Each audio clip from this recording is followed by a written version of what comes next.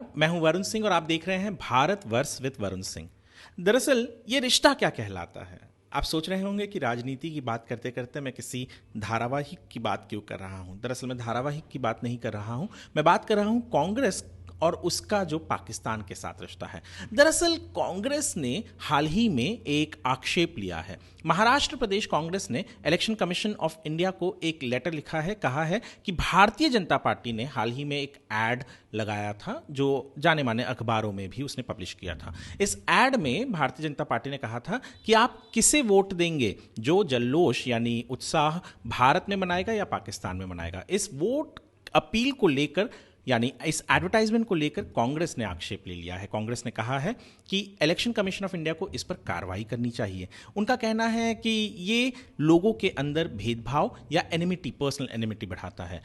गौर करने की बात यह भी है कि हाल ही में पाकिस्तान के पूर्व नेता या पूर्व मंत्री कहें, चौधरी फवाद जो इनका नाम है, उन्होंने कहा भी था कि राहुल गांधी के बारे में उन्होंने बहुत अच्छे अच्छे पोस्ट किए थे। ये बात भी समझ में नहीं आता कि यदि पाकिस्तान को टारगेट करते हैं तो बीजेपी या कोई भी पार्टी टारगेट करता है तो उसे कांग्रेस को क्यों आक्षेप होना चाहिए। इतना ही नहीं, हाल ही में विजय वडेट्टीवार जो लीडर ऑफ अपोजिशन है कांग्रेस के तरफ से महाराष्ट्र के सदन में और बड़े नेता भी हैं महाराष्ट्र के, उन्होंने तो ये तक कह दिया कि कसाब ने शहीद हेमंत करकरे जी को नहीं मारा था, बल्कि किसी पुलिस वाले की ही गोली लगी थी।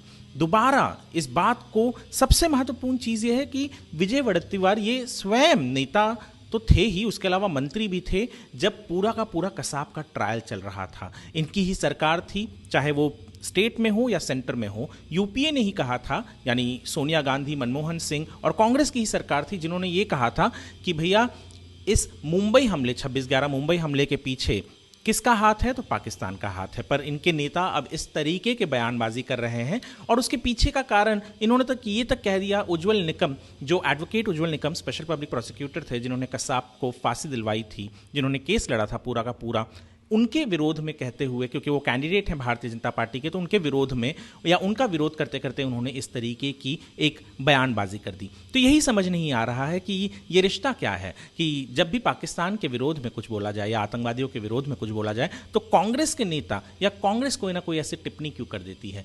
वोटर समझदार है, वो समझता है कि उसे क्या करना है, पर यह भी समझ में आता है कि क्या इससे कोई तुष्टीकरण की जा रही है, क्योंकि पाकिस्तान से यहाँ के किसी भी भारतीय का लेना देना तो नहीं है, तो पाकिस्तान के पक्ष में क्यों है इतना कांग्रेस पार्टी।